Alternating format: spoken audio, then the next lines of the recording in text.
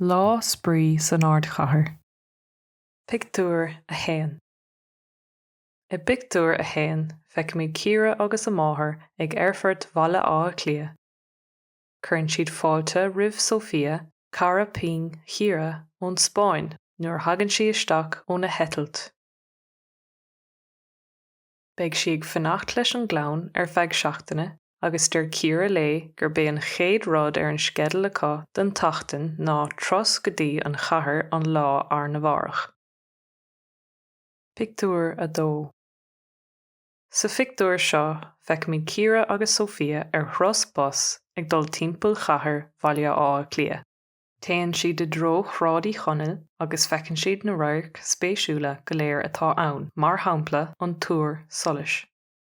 Buineann Sofia an tainmh as an tros, níla le héad feicthe riamh. Pictiúr a trí. Ina dhéag sin, téann na cailíní chuig coláiste na tríonóide chun leabhar cheannanis a eiscint, chomh maith leis an leabharlann fhada chúntasach atá ann. Beartaíonn siad rud éigeanna ithe sa bhíolann ann freisin mar go bhfuil ocras mór ortha tar éis breathanú ar na thúntais go léir.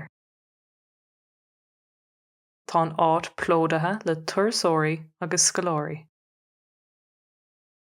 Pictiúr a chathair.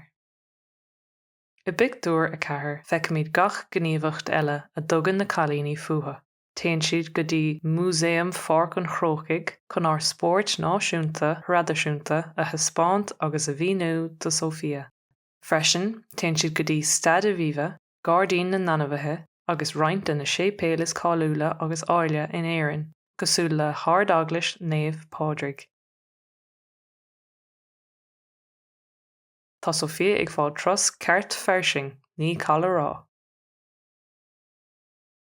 Pictiúr a chuaig. Sa chuaigú pictiúr, téann na cailíní go dtí shráid chreachtain chun píosa siopadóireachta a dhéanamh. Nuair atá roinnt éadaí ceannatha acu, beartaíonn siad rud éigin a ithe i míleann Burks. Tá bíochláir i lámh Sofia agus tá spéisice i méalaí traidisiúnta na hÉireann. Buineann siad sult as an méala agus as an atmosfér bra ar shráid chreachtain. Pictiúr a sé. Faoi dhearra tugann Ciara Sofia chuig áirclann na Manistrach ag a 8 chlog chun an dráma The Field le John B. Keane a eiscint. Bhain Sofia léargas ar héal traidisiúnta in Éireann fadó gan amhras. Ceapann Sofia gur dráma anspéisiúla atá ann, agus ar deireadh thír bíonn lá thar mháracha. Ní dhéanamh siad de rúd ar an achtar seo in Éireann riamh. Ceistena. Cad as do Sofia. Luigh áit amháin ar thug na cailíní cuairt uirthi. Cén tom a dosaíonn The Field.